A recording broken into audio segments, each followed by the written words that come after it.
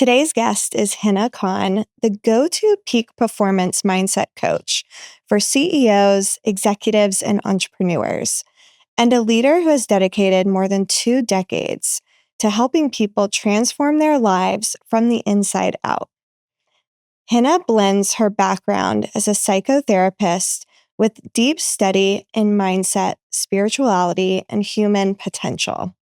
Her signature coaching framework, Amplify YOU, has helped clients around the world step into higher levels of success, confidence, fulfillment, and possibility, often creating results they once thought were impossible. She is a best-selling author, a national media expert, and the host of Possibilities with Hina Khan. Her work empowers people to rewrite their self-image, expand what they believe is available to them, and build lives rooted in joy, alignment, and intention. Hina, welcome to the Her Workplace Unfiltered podcast. Thank you, Marilynn. I'm so thrilled to be here. Me too. And I'm excited to just learn more about you and your career journey, your background, and your experience, and how you support executives, specifically women. So I want to start from the beginning. So you've spent decades studying the mind and human behavior. What first led you to this type of work? I was always interested in people. Mm. And some people might say I was nosy. I just had, I think, a healthy curiosity. Yeah. And I genuinely wanted to understand and learn about people from a young age. And so I think for me, when I look back now, my purpose has always been to connect and help transform. And then there's been various iterations of that. Mm. And one of the first early iterations was psychotherapy. So I started my career in psychotherapy, and then I branched out to coaching. And then I resigned from psychotherapy and formally doing coaching now full time. Wow. Yeah. It's incredible. And you often say that it's our self-image that kind of dictates whatever our results may be. Why is self-concept like such a powerful driver in the things that we do? Self-image is everything. Yeah. Everything, because everything comes from who we're being. Mm. And so many times what I noticed, and this was like this common thread in my practice of who was it that was getting these amazing goals, able to do them, and then there were those that were struggling and they were getting the exact same information.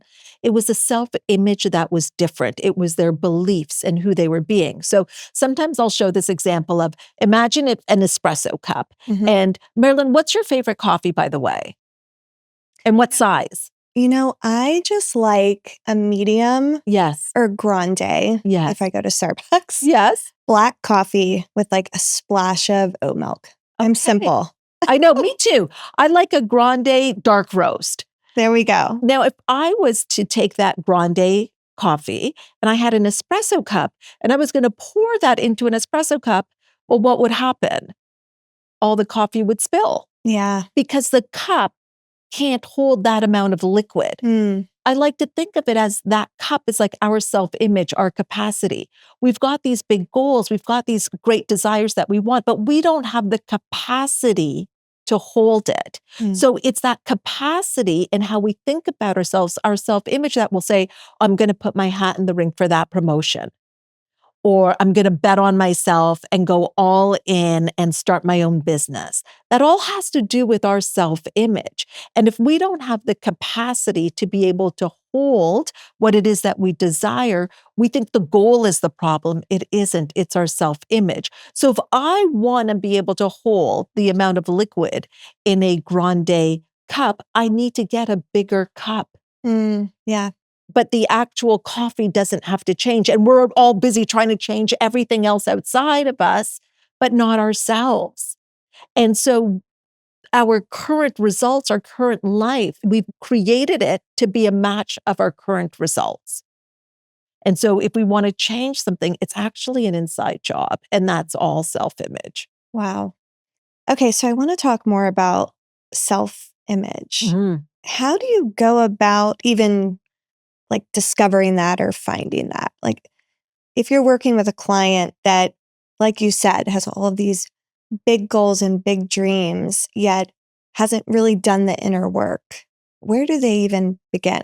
It's such a good question because we don't realize how much our self-image is informing every part of our life because our self-image was created not by us. Mm, It was created by our caregivers, our parents, right. our teachers, society, our culture, our community that shaped what we felt, what was possible for us. And the way that it happened was through repetition. I'll often say, I bet you can finish this sentence. It's too good to be true, True. Yeah. right? And I'll say that on a call, Marilynn, and I don't know these people. We've maybe met for the first time. They've come to one of my master classes, but in the chat, you can see true, true, true, true, true, because that's a paradigm. Mm, And there's this paradigm and this context that we've been born into, and we're not even aware of it because that's just the way it is. That's how it was in our family. right. And so the first thing to understand and to start to have some discernment around it is to identify what it is that you desire. What do you want? And then usually when you decide what you want, there's resistance to you having it. Mm. There's a lot of reasons of why you can't have it. Mhm. So one of the things that I actually have my clients do is a 50 want list, which is actually writing down 50 things that you want that money can buy. And this can be very confronting. First, because it's like we were told from a young age that we shouldn't want things like you should be grateful for what you have, or to want is to be greedy. Mm, So that can challenge that. And also, we may have the first few might come to us easily, but then it becomes challenging because our judgments come up. So we want to start to stretch our thinking about what would we really love as opposed to what we think we should want at this age. My kids are this age. Yeah. I'm at this point in my career. This is what I should want. So when we can get that, we can see, okay, so if that's what you desire, going from here to there is not a strategy leap. It's an identity leap. mm, You've got to see yourself as someone that can have that. And then we will create that person. yes. That's incredible. We don't go to the goal, we think from the goal. Yeah. And see, there's a version of you that has that goal, and there are things that we do now. It's so tricky, Marilynn, because there's things that we're really comfortable that actually we're really good at as well. Mhm. And we may have been praised for as well. Like maybe there are people that are listening that are in a certain part of their career and they've been praised for like being at that level. Yes. But they've got this yearning, this desire to start something. There's this business that has just been whispering to them to be birthed through them, but they've been known in this one way. Right. And Mhm. it can feel like we're going to lose so much because we can measure what we will lose, but not what we can gain. And so even when I was going from psychotherapy to coaching, I was a psychotherapist and people got that. They knew what that was. Coach? Everyone's a coach. Yeah. Yeah. Right? Like, and all that education and everything that went into it so we can feel like it could be a loss. Mhm. Yeah. So it's pretty wild work when you get into it. Yeah. It sounds like it. Yeah. And I've kind of been through this personally of Mhm. when I spent so much time in corporate and I identified myself as this corporate woman. And when I was thinking about entrepreneurship, and then even when I finally made the leap, it took me about a year to finally kind of shed that identification Yeah. of being this corporate woman who was supposed to do this, who should have done that, right? To then transitioning to something that I was really excited about but also was scared to do. But it just took time to kind of reorient my own self-image through that Totally. process. And Marilynn, like, I just want to acknowledge that a corporate mindset is very different than an entrepreneur mindset. Yes. Even the way that money comes to us, because we think that money comes from our jobs or Right. from that, but it comes through that and it can come through a variety of ways. But one of the things that I see, and I don't know if you went through this with my clients that are going from corporate to entrepreneurship, is any discomfort around money and their value and their services come up so fast. Like accepting that paycheck, there was no resistance to that. Right. But then having to put, this is what, if they're offering their services, this is what it is to hire me. This is the investment it is to work for me. It is so different. Yeah. They are tied up in knots over it. Did you go through that? Yeah. At all? Definitely. Yeah. Well, because you didn't need to before think about that. Right. And it makes you kind of re-identify what your value is. Yeah. And also discover what your real value is. Yeah. Okay. I'm excited to dig further into this. I'm curious, what are some of the trends that you're seeing right now with emerging leaders, those that are in leadership positions? And this is such, again, a great conversation for the beginning of the year. What are just things that you have picked up on with the people that you work with?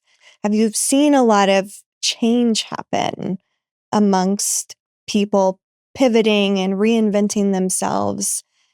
Are they afraid of making those changes? Yeah. You know what I see common, especially with women and a lot of the female founders that I work with, is sometimes they end up working for their employees.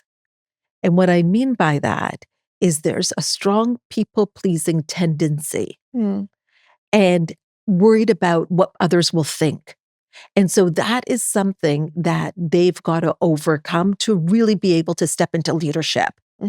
Because you're not going to be liked by everybody. I remember one of my clients, it was her business. Like, she's in charge of payroll.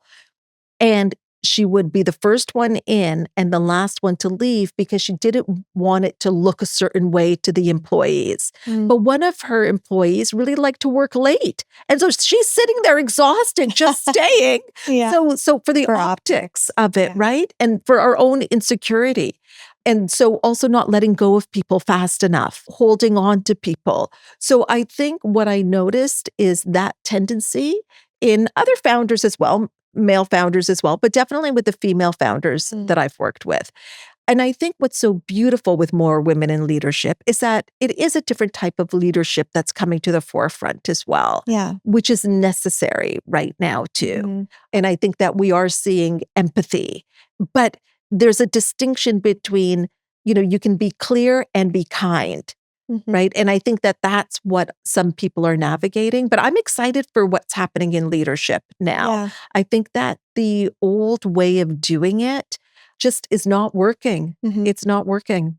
What advice would you give to those that are maybe in leadership positions or they're stepping into leadership roles? Because we at her workplace, we work with a lot of women that are new managers or they're stepping into senior and executive level positions. What's kind of some key advice that you would share with them? I would say to step into power and not into force. So there's a different energy when you're stepping into force. You're really holding tightly, you're gripping, you're micromanaging. Yes. When you're stepping into power, you're touching lightly. There's room, there's a co-creation that can happen. And also taking 100% responsibility at the same time and accountability.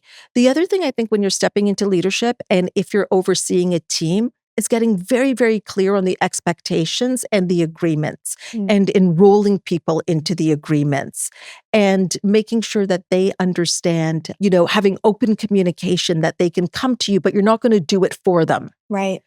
And that's hard. That's another thing that I find. Have that authority. Yes.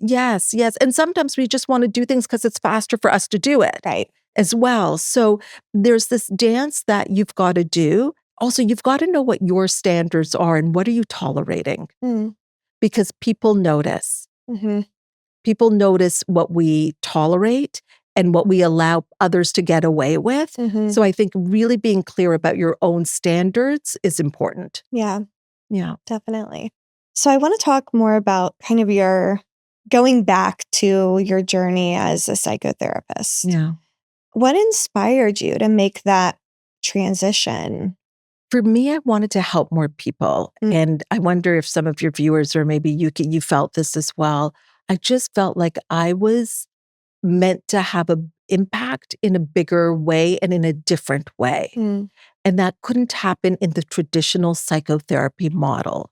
I loved it. I loved working one-on-one with people. I loved working with couples. That's who I generally worked with, individuals and couples and adults. But I felt like I was meant to make a larger impact, which would require more visibility Mm. and a different way of working.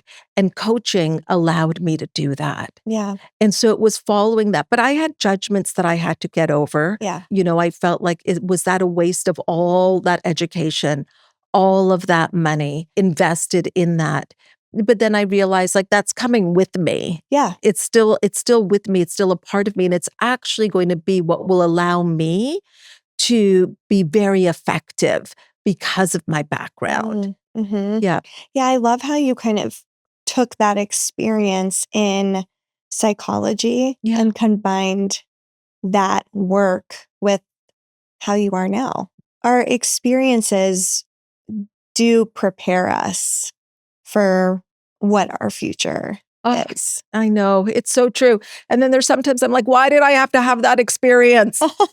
And then, you get to that future place and you're like, okay, that's why I did it. It did prepare me for this. But sometimes we just don't know why. Of course, I'm talking about when things are really challenging. So maybe some people that are listening to this have lost their job. Mm-hmm. Or they thought that they were going to be at this company for years and years and years and it shifted. Or they've had to close down a business. So this is where self-image is really important. Yeah. It's disentangling fact from story. So the fact is, maybe you lost your job. Or the fact is that you had to close down your business. That's a fact. But we can give whatever meaning we want to give to it. It's the story. So the fact was that I wanted to evolve and move into coaching. Mm-hmm. And I could make a story about that of, that was a waste of all those years in psychotherapy. Or I could create a story that's empowering. Yes. And I'm taking that with me. But that's where I have choice because it's all meaningless except for the meaning that we give it. Right. And it all too, and this is a lot of what your work is really helping clients with mindset. Yeah. And it does come down to that of what is your self-image? What's your mindset about this particular situation? And I know a lot of you listening, maybe going through career changes or pivots or looking at something new. And like you said, it's reframing what is the storyline of this? Yeah. And, I know there's a lot of talk, that whole thing of main character energy. But you are the main character. Yeah. If you choose to be, not to be an extra in your own life. I turned 56 last year, so I'm turning 57 this year. And I feel like I'm just getting started. I love it. And I don't even know what it's supposed to be, like who we're supposed to be or what we're supposed to be thinking about at this time. We were talking, you've got a 1-year-old, yes. I've got a 16 and an 18-year-old. And, even self-image and how this work has impacted the kids. So one of the things I do with my clients when we are creating a self-image is I'll ask them to think about 6 people that they admire. Mm. And we kind of look at, well, why do you admire them? Like, what are their traits? What is it about these people? So I asked my son to do it, my 16-year-old, because there's something that he wants to do. And I said, well, let's look at self-image. So he got out his piece of paper and I said, okay, so who are the 6 people that you admire? And the first person he put was himself. Oh, and wow. do you know that not once has anybody, any of my clients, my grown clients, including me, when I've done this exercise, I've done it multiple times myself, have ever put themselves or myself down. But my 16-year-old son did. Wow. I know. I love right? that. Isn't that great? So I think that we get to be the main character and then it affects everybody in your life. Yeah. Like that's the beautiful thing. And for a while, there's going to be things that just don't make sense to people. And that's okay. Like, I think that's another piece of it is that we don't have to make sure that everybody gets it too. And sometimes when I'm working with people and they're like, oh, but I feel like my partner might not understand, or, I'm not sure how to talk to them about me wanting to do something. And I say, well, maybe instead of asking for permission, ask for support, and go, that's a whole different way of going into a conversation. Right. So it really is, though, we have to take responsibility for our life, and that our health, our wealth, everything, it lands on us, Mhm. and we Yeah. can change it. Yeah. We have the power to do that. We do at any time. So, to talk about change Yeah. and transformation, what is the foundation of the Amplify You method that you've curated?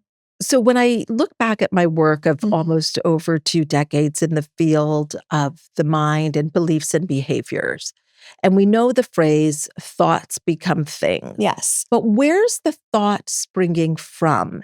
And so it's who we're being. Mm. And so the foundation of my work is on being, on who you're being first and foremost, because we're always going to come back to that. So it's like the oak tree, the patterning of the oak tree is in the acorn, but the acorn has to be planted in the right conditions. And so, whatever it is that anybody wants to do, Mhm. you couldn't think of the idea if it wasn't possible for you to do it. Mm. You wouldn't be conscious of it. But we've got to plant that idea into the fertile subconscious mind, into fertile soil in your mind. And which means that you could think of weeds as like the doubts or the judgments. We kind of want to pull those out. Mhm. And so we come to who you are being. Who are you being?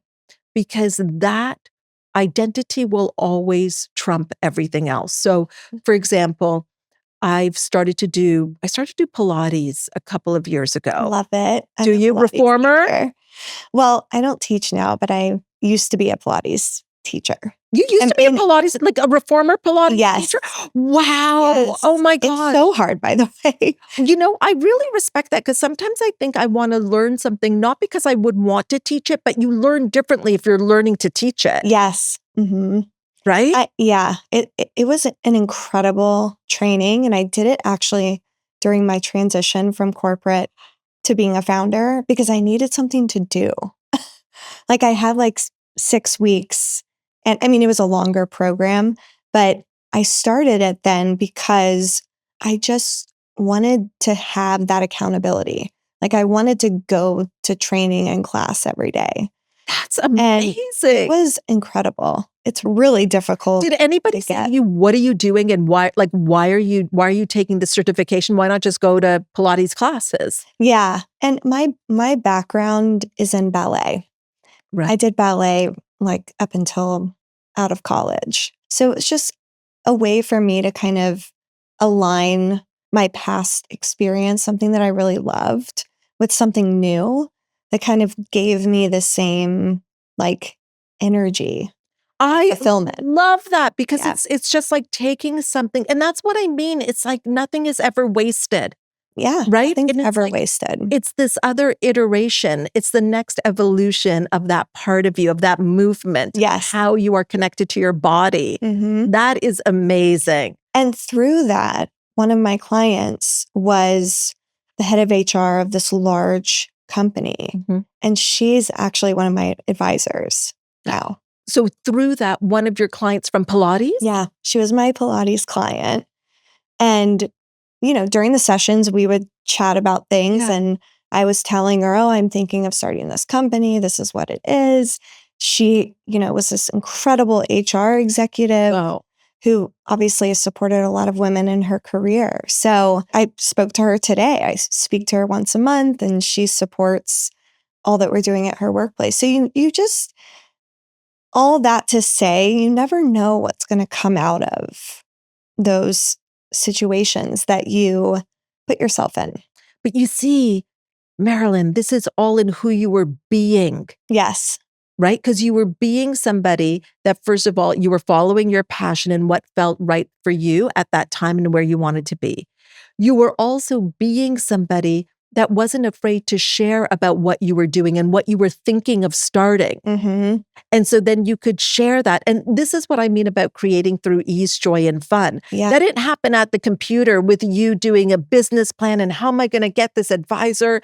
That was you being open. Yes. And then it's your And being out there. and Yeah. being out there. Yeah. And so that's the way that it can happen. Mm-hmm. And that's the way I think it can happen most of the time. Yeah. So for identity, for me, when I started doing Pilates, it was because movement is important for me. And I'll tell you something, I don't always feel like going, especially, the class at You're a 8 busy a.m., woman. and it's like, it's cold out and I'm comfy and I don't want to go. But identity overrides feelings. Mm. So I actually rarely negotiate with myself about it because I identify as somebody that does movement every day. And that's honestly in the morning is the easiest time for me to do it. Yeah. And I love it that it's a class and I don't have to think because I'm being told what to do. And it's that time for myself after I pour into, because I do morning calls where I pour into other people every morning. So that's the piece about identity, that you start to move in the world based on who you're being. It's not strategy. Like you weren't in that Pilates class with that person thinking, oh, I'm going to this is a strategy. It was just who you were being. Yeah. So I love what you said about how identity overrides your feelings. Because there's days that I have sometimes where I'm like, oh, I don't want to go into the city and go to my office and do this thing, when I know that that's who I am. Mm-hmm. And that will lead me to so many more incredible opportunities that are so in line with me and where I'm going and my being. Exactly. Yeah. And you've got a 1-year-old and there's things that you've got to do that you do because you're being a mother. Yeah. I remember when, the boys were young, the nights and things like that, but I did it. I was being mother. Yeah. In that moment. It's even being, I've been married for 30 years. And so being a partner to my husband, Paul, has nothing to do with if I wear my ring. Sometimes I've eaten too many potato chips and I'm inflamed and I can't get the rings on. And so I'm not wearing the rings, but that doesn't mean that I'm still not being in a committed relationship. Right. The ring is nor here nor there in who you're being. Mm-hmm. There are people with rings who are not taking the commitment of the relationship. Yeah. It's not something that they're adhering to. Mm-hmm. So being, who you're being will always matter. Yeah. It will always matter. And you can try to change the strategy. You can try all the different things that you can do externally. But if you don't deal with that, it's going to come up. It's just going to. It will show up. And how you do one thing is how you do all things. Yeah. Okay. So I want to talk about ambition. Mm-hmm. And particularly for just women, kind of the things that you've seen and experienced with clients. What are some kind of mindset blocks that women face around ambition, wealth, visibility? Oh, gosh. We're going to have to do a part 2. Yeah, we will. That's a big one. Yeah. Because there is so much shame and guilt and judgment around our own desires and our own ambition. And we make it wrong and we're trying to push it down. And it's so freeing. It's the most beautiful thing to see when people own it, when they own it and they're like, yeah, this is what I desire. Mm-hmm. And especially when it comes to women and their wealth, we know statistically that when money is in the hands of women, lives change. Yeah. Women are tremendously generous. The communities change, families change. Mm-hmm. And so it's one of my passions to have more women be wealthy, which is one of the things we often talk about in my communities, making your annual income your monthly income. Yeah. But there's a way of being around that as well, around money. And even judgments around, I'm not good with money. Right. Or perhaps judging things they've done in the past with money. So ambition I think it's very important and it should be celebrated. So nature is for fuller expression and expansion. We are wired to desire more. Mhm. And you can live, and sometimes people feel like, but I want to be grateful. And it's not a conflict. Yeah. You can be so grateful. I live in gratitude for what I have, and I desire more. Mhm. And by me desiring more and then creating more, and see, here's the beautiful thing, it requires me to be more. Yeah. You see, a goal is not to get, the getting is fun, but a goal is to grow. Right. And you meet parts of yourself because you have to expand who you be. Mhm. And so that's the beautiful thing about it. And I think when my clients start to understand that, then they do things that literally, it's legacy work. They're changing lives. Mhm. So the other thing about desire and ambition is to know that it is coming to you to be expressed to and through you. And so we want to make sure that we're not making it wrong. It's beautiful. It's Mhm. beautiful.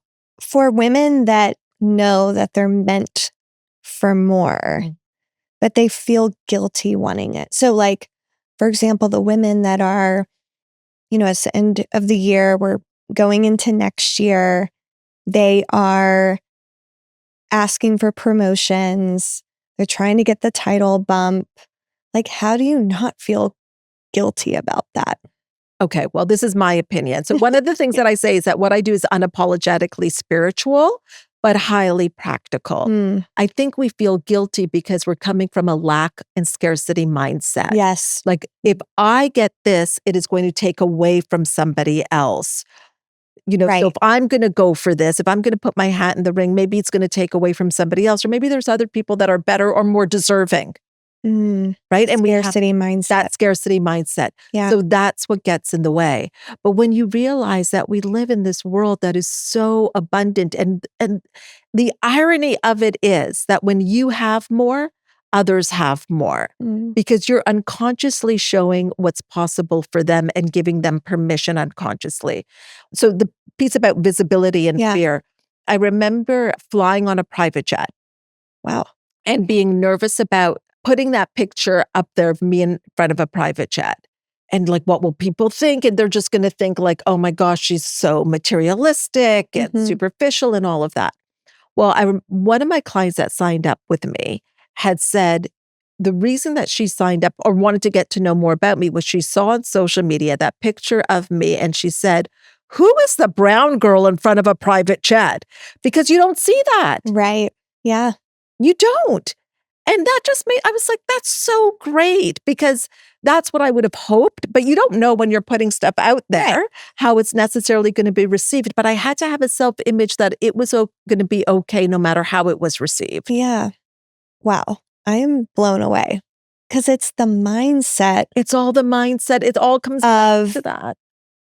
you're helping other people Mhm. see what's possible. Mhm. Oh, that's incredible. Yeah. And even, I remember when we went to Australia, the boys were little and we went first class. And I remember like shaking, putting my credit card number in for that because all of these things are stretches for my self image as well. Yeah. So I believe we're spiritual beings having a human experience, but we are having a human experience and we are in this, feel, taste, touch. We are in this 3D world. Yeah. And there's a way that we can be in it in a way of growth. And so for me, I just choose to grow in luxury. I'm just like, let my lessons come in Living first your class. best life. Yeah. I love it. And on a private jet. Yeah. Maybe I don't have to grow through hustle, grind, and struggle. Like, Yeah. what if it could be easy? Yeah. Like, I mean, does it have to be hard? I don't know. Mhm. But I do feel like the hard part is the discipline of thought. Yeah. Yeah. Well, it's all what's inside. Yes. So that leads me to your best-selling book, Yes. A Return to You, which is rooted in coming home to yourself. Mm. So I want to kind of go back to what we talked about at the beginning of that self-worth and what kind of finding yourself means and is. What does that mean to you?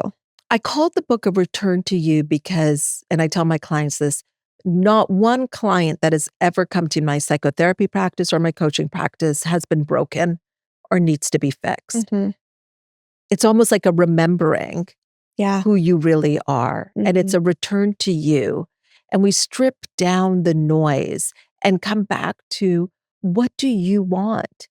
What would you love? Mm-hmm. And so, I've got some clients, for them, they want to create something. They love this idea of living off the grid. I mean, and I love that. And it's what success is and what you feel in your heart that you want to do, and returning to that and giving yourself permission to really be honest with yourself about what it is that you want, and then creating the identity of the person with that is really what that book takes people through. Yeah. So we do end every episode with a few quick kind of reflections on how you're growing and leading the incredible community that you've built, as well as your clients. I want to ask you, what is one kind of practice or mindset shift that you lean on a daily basis? My morning routine. Yeah.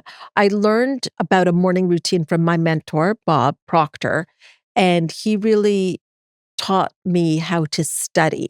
I think when we go to school, we think of studying as you memorize something and if you can say it back, but really integrating and embodying concepts. And so that's why now I do this with my clients. We get on a call every morning at 6 a.m. Eastern. Oh, wow. Yeah, cameras are off. Who's kidding who? Please. My self-image isn't there yet. But how that happened was, it was during the lockdown. I thought lockdown was going to be 2 weeks, just like when I first went to marriage therapy and I said, are we looking at 4 sessions? And we were there years later. Lockdown also went longer. And I thought, how can I be of service to my clients? And because we're all home. And I said, well, I could invite them to my morning routine. I can share with them what I do. Yeah. No one's going to come at 6 a.m. They did. And it's been 5.5, well, almost 6 years that we've been doing this. So tomorrow morning, I'll be doing my my morning call. And they love it because you get your mind in a peak state. Yeah. And you are focused on what you want, your goals, as opposed to like the phone and starting your day in a reactive state. So morning routine. I love that. Yeah. What is something that you used to believe was necessary for success, but you don't anymore? Hustle and hard work. So it's like, what is hard work? I know. And it's not to say that there's no, I mean, I do morning calls, like there is action being taken. But I think I used to feel that hustle and hard work was the only way. And I realized I actually don't get paid because I work hard. I get paid for my impact. And so that distinction made a difference for me. I also used to feel that the only way I could earn something was if I was close to burnout, because then I could justify it, like a vacation even. Yeah. But I'm really exhausted. I'm burning out. So all of that is something that I no longer subscribe to.